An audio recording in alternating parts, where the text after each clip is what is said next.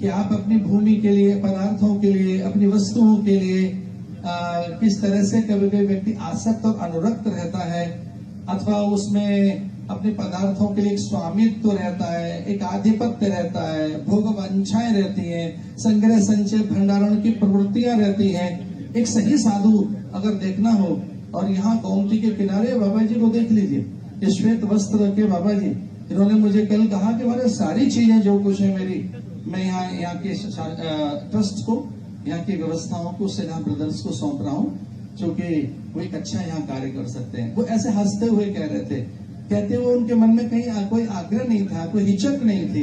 तो ये भारत का संन्यास है कि वो अपने को वृक्ष के रूप में साधु देख रहा हूं, माने वृक्ष जैसे वृक्ष की कोई चीज उसके लिए नहीं है, उसकी गौंद, गंध, सुगंध, मकरंद, आर्द्रता, हरितिमा, उसकी जड़ें जो भूस्खलन को रोकती हैं, अथवा पर्जन्यों को आकर्षित करने के लिए उससे जो पवन प्रवाहित होती है, वैसे ही एक संन्यास होता है।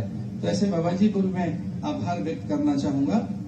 आदरणीय पूज्य योगी जी जो हम सबके चहेते हैं, लाडले हैं, हम सन्यासियों जिन्हें पाकर धन्य हैं, उनके लिए भी अनेक प्रार्थनाएं कि वो यहाँ जो कुछ कर रहे हैं वो बड़ा आदर्श उन्होंने स्थापित किया है। उन्होंने बड़े मूल्य और बड़ी परंपराएं स्थापित की हैं। अब वो केवल एक मुख्यमंत्री नहीं है, वो एक आदर्श पुरुष हैं, एक प्रेरक पुरुष हैं, एक ऐसे पुरुष हैं जिन्होंने नए आदर्श और उच्चतम कीर्तिमान प्रतिमान स्थापित किए। बस अंत में एक बात कहते हुए कि कभी कभी कोई नए प्रतिमान व्यक्ति गढ़े तो समझना वो ईश्वर की कृपा है। तो हमें ऐसा ही लगता है कि समूची देव सत्ता, ईश्वरीय सत्ता उनमें आविर्भूत हुई है और वो भारत के उन्नयन उत्कर्ष के लिए हमें प्राप्त हुए। बहुत बहुत शुभकामनाएं इस अवसर पर। आप सबका मंगल हो। सर्वे भवन्तु सुखिनः, सर्वे सन्तु निरामया, सर्वे भद्राणि पश्यन्तु, मा कश्चित् दुःखभाग् भवेत्। ओम शांति शांति शांति।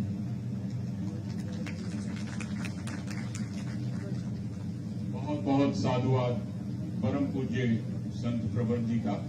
और अभी संत प्रवर जी चर्चा भी कर रहे थे गोमती बाबा का।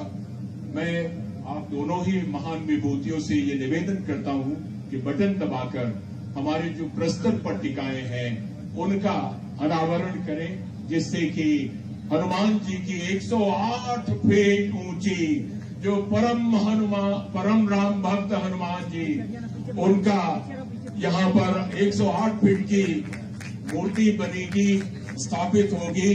और मंदिर का जीर्णोद्धार हुआ है, आज से लोक प्रतिष्ठा हुई है। अब मैं सादर निवेदन करता हूँ महंत राम सेवक दास जी गोमती बाबा जी से, कृपया मंच पर आए और सम्मानित होने की आप कृपा करें। आपने इतना बड़ा कार्य किया है, बेहतरी के लिए आपने बहुत ही सुंदर त्याग और समर्पण का परिचय दिया है। साधु परंपरा का आपने नितांत निर्वाह किया है, इसलिए हम सभी आपके प्रति श्रद्धानत हैं और आप सभी अपनी श्रद्धा का प्रकटीकरण केवल अपनी तालियों से कर सकते हैं। इसलिए आज से एक बार महंत राम सेवक दास जी गोमती बाबा के लिए करतल ध्वनि से, विशेष करतल ध्वनि से स्वागत कीजिए। बहुत ही सुंदर। और आपने श्री श्री 108 बाबा ठाकुरदास जी महाराज लोहा लंगड़ी की से दीक्षा ली थी। उन्हीं ने आपको सारे संस्कार दिए और आपने ऐसे सेवा भाव से, संघर्ष भाव से इस पवित्र भूमि को बचाए रखा और ऐसे सुंदर हाथों में सौंपने का कार्य किया है कि हम अभिभूत हैं, हम बहुत ही प्रभावित हैं। बाबा राम सेवक दास जी यानी जो गोमती बाबा कहलाते हैं, गोमती के तट पर। और अब इतना सुंदर कार्य हो गया है। हम महाराज जी से, जो हमारे गोरक्ष पीठाधीश्वर जी हैं और प्रदेश के प्रशासन के, सरकार के मुखिया भी हैं, उनसे आशीर्वचन देने की हम विनय करते हैं, प्रार्थना करते हैं कि कृपया माननीय मुख्यमंत्री जी महाराज अपने आशीर्वचन से हम लोगों को प्रसाद वितरण करें।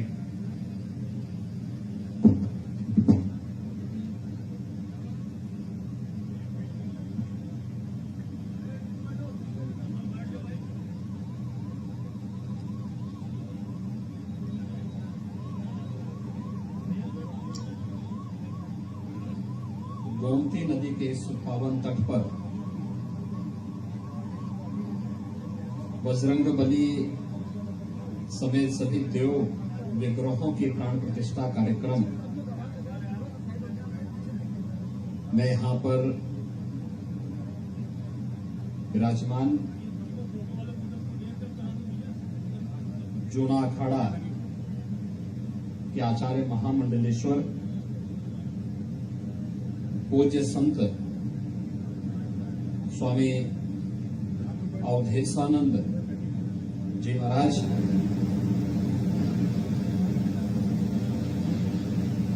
यहाँ के पूज्य संत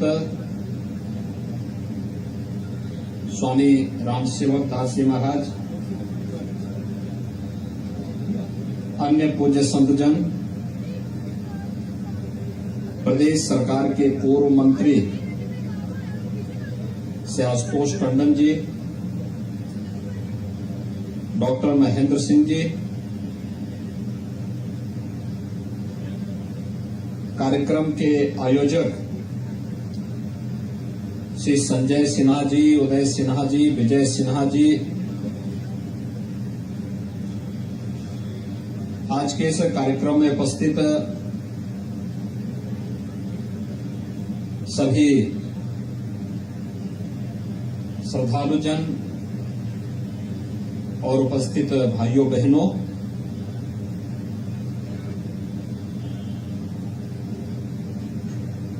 सेना बंधुओं को मैं इस बात के लिए धन्यवाद देता हूं कि गोमती नदी के इस तट पर इस प्राचीन मंदिर के पुनरुद्धार कार्य को संपन्न करते हुए महंत रामसेवक दास जी के साथ उनके सानिध्य में बजरंगबली की भव्य प्रतिमा के साथ ही अन्य देव विग्रहों को यहां पर स्थापित करते हुए आज विधिवत प्राण प्रतिष्ठा का कार्यक्रम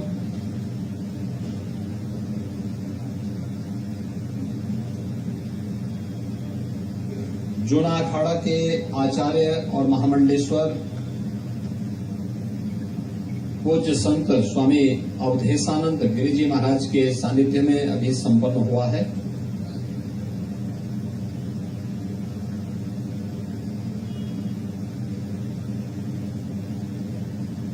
मंदिर की जो पुरान बाहरी आभार है उससे सहज हम अनुमान लगा सकते हैं कि मंदिर अति प्राचीन है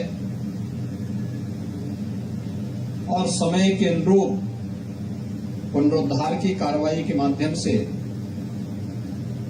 श्रद्धालुजनों की भावनाओं को सम्मान देते हुए यह कार्यक्रम, इस पुनरुद्धार के कार्यक्रम के साथ सेना बंधु जुड़े और उन्होंने उसे एक नया स्वरूप अपने पूज्य माता और पिता की स्मृति में देने का कार्य किया है। भाइयों बहनों, जो हमारे देव स्थल हैं, ये हमारी श्रद्धा के केंद्र बिंदु तो होते ही हैं, लेकिन यह भारत की आस्था के प्रतीक हैं और भारत की आस्था का मतलब राष्ट्रीय एकात्मता के स्थल भी है। एक बार एक वामपंथी विचारक से पूछा गया कि इस देश के 4 धामों के बारे में क्या उनके विचार हैं, तो उन्होंने एक बात कही। उन्होंने कहा, श्रद्धा रास्ता लोगों के अपने व्यक्तिगत विषय होते हैं, लेकिन जब हम भारत के परिप्रेक्ष्य में इसकी बात करते हैं तो वह विराटता को एकात्मता में जोड़ने का कार्य कोई करता है तो वह भारत के देवस्थल करते हैं। और किस रूप में उन्होंने उदाहरण दिया था आदि शंकराचार्य का। उन्होंने कहा कि जो लोग कभी कहते थे कि भारत एक राष्ट्र नहीं है, राष्ट्रीयताओं का समूह है, अलग अलग राजनीतिक इकाइयां राज्यों के नाम पर, खासतौर पर राजे रजवाड़ों के नाम पर जो उस कालखंड में थी,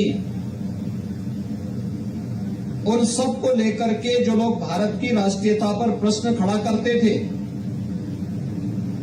उन्हें ये नहीं भूलना चाहिए कि केरल में जन्म लेने वाले आदि शंकराचार्य देश के 4 कोनों में 4 पीठों की स्थापना करते हैं। राजनीतिक इकाइयां कहीं उसमें बाधक नहीं बनी। धर्म के मार्ग पे राजनीति कभी बाधक नहीं बन सकती, बल्कि वह उसके संवर्धन में, उसके संरक्षण में अपना योगदान दे सकती है। और आदि शंकराचार्य के द्वारा बनाए गए 4 पीठ हैं, या इस देश के 12 ज्योतिर्लिंग हैं, 51 शक्तिपीठ हैं, अन्य महत्वपूर्ण जो धर्मस्थल हैं, ये वास्तव में केवल आस्था के ही केंद्र बिंदु नहीं है, बल्कि यह भारत की एकात्मता के भी प्रतीक है। किसी देव मंदिर में जब एक श्रद्धा के साथ कोई दाता है तो उसकी जाति, उसका क्षेत्र, उसकी भाषा कोई नहीं पूछता। जिस श्रद्धा के साथ व्यक्ति गया उसी श्रद्धा का फल उसे प्राप्त भी हो जाता है। ये हम सब की मान्यता रही है। और यहां पर बहुत भव्य और दिव्य प्रतिमाओं को स्थापित करके सेनाबंदों ने अपने पूज्य माता और पिता को दोनों की स्मरण, उनको, उनके प्रति आम जनमानस की श्रद्धा को और मजबूत करने का कार्य किया है। मैं इसके लिए उन्हें हृदय से बधाई देता हूं। हमारे देव मंदिर लोक कल्याण के माध्यम है। हमें उसे निरंतर उसी पथ पर अग्रसर करके लेके चलना होगा। देव मंदिरों में आने वाला कोई व्यक्ति भगवान की पूजा भी करे, लेकिन बिना उसकी जाति पूछे, बिना उसकी क्षेत्र भाषा पूछे कोई आता है तो उस मंदिर की व्यवस्था से जुड़े हुए लोग जो भी प्रसाद ग्रहण करते हैं, हर एक आने जाने वाले लोगों को उसको भी देने का कार्य करेंगे तो कोई व्यक्ति भूखों नहीं रहेगा। ये कार्य सरकारें बाद में उठाना शुरू की है। ये काम पहले देव मंदिर ही उठाया करते थे। भंडारे वहां चलते थे, इसी बात को लेकर के चलते थे, कोई भी रात चलने वाला राहगीर भूखों न रहे। और यह व्यवस्था प्राचीन काल से चली आ रही है। अन्नदान अपने आप में एक महादान है। भाइयों बहनों, कोरोना जैसी महामारी का सामना इस देश ने किया है। इस सदी की सबसे बड़ी महामारी थी। अब तक की ये त्रासदी थी कि जब भी कोई महामारी आती थी, महामारी से तो मौतें होती ही थे, महामारी से ज्यादा मौतें होती थी महामारी के बाद के जो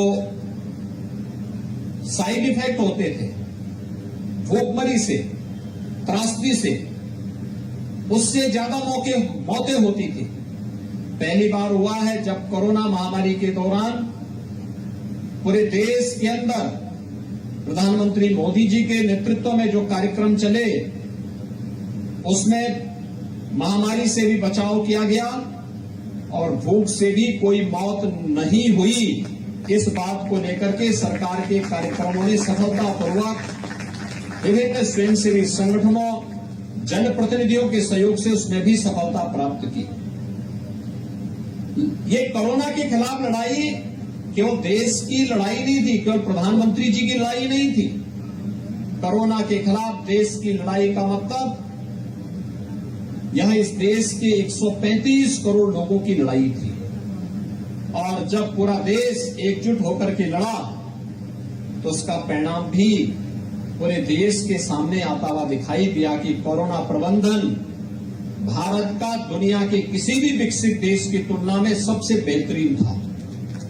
ये भारत की जीवन पद्धति और अपने नेतृत्व के प्रति भारत की निष्ठा का प्रदर्शन था।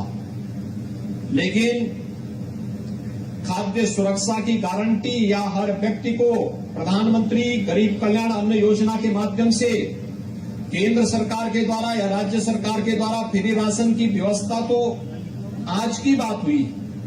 प्राचीन काल में खाद्य सुरक्षा की गारंटी हमारे धर्मस्थल ही दिया करते थे और इसलिए धर्मस्थल के बारे में जो अक्सर मेरे गुरुदेव पूज्य गुरुदेव मुझे अक्सर कहा करते थे कि धर्मस्थल पे कोई व्यक्ति आए भूखों नहीं जाना चाहिए, उसको 2 जून की रोटी जरूर दो, भोजन की व्यवस्था उसके लिए जरूर करो। दूसरा, भारत की वैदिक परंपरा के संरक्षण का कार्य, संस्कृति के अध्ययन अध्यापन को उसके साथ जोड़ना।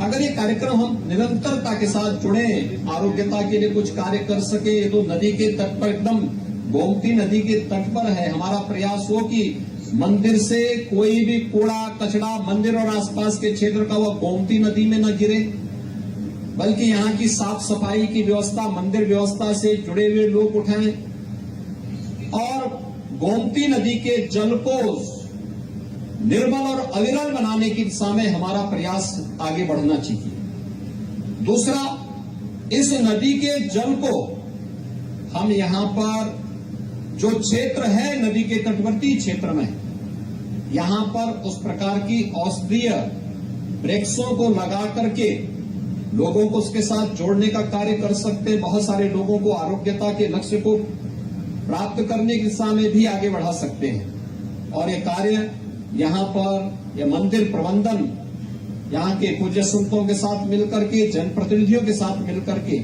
आगे बढ़ाने का कार्य करेगा तो मंदिर की सार्थकता स्वयं सिद्ध होती हुई दिखाई देती है। मैं एक बार फिर से महंत राम सेवक दास जी महाराज को, जिन्होंने इस प्रबंधन में सेना बंधुओं को के साथ साथ अन्य लोगों को रखा जो लोक कल्याण के पथ पर अग्रसर होकर के इस कार्यक्रम के साथ जुड़ सके, मंदिर के पुनरुद्धार के लिए सेना बंधुओं को हृदय से धन्यवाद देता हूं। और पूज्य स्वामी अवधेशानंद गिरि जी महाराज यहाँ पर उपस्थित हुए हैं, वे हरिद्वार से यहाँ आए हैं। इस भीषण गर्मी में वास्तव में किसी को सजा देनी हो तो इस भीषण गर्मी में मूर्ति प्राण प्रतिष्ठा का कार्यक्रम करवा लें। अच्छा है, नंगे पैर बोलो कि चलो।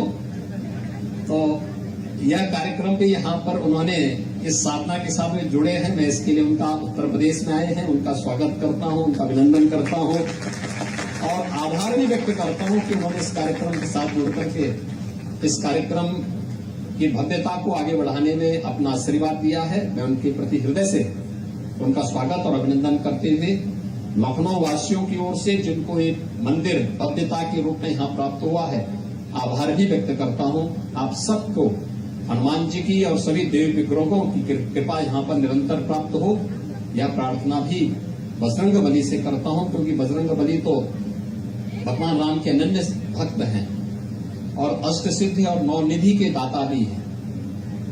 तो बजरंग बली की कृपा हम सब पर बनी रहे, इस विश्वास के साथ आप सबकी प्रति अपनी शुभकामनाएं देता हूं। धन्यवाद, जय हिंद। धन्यवाद के लिए मैं सादर आमंत्रित करता हूं श्री मुकेश शुक्ला जी, चार्टर्ड अकाउंटेंट।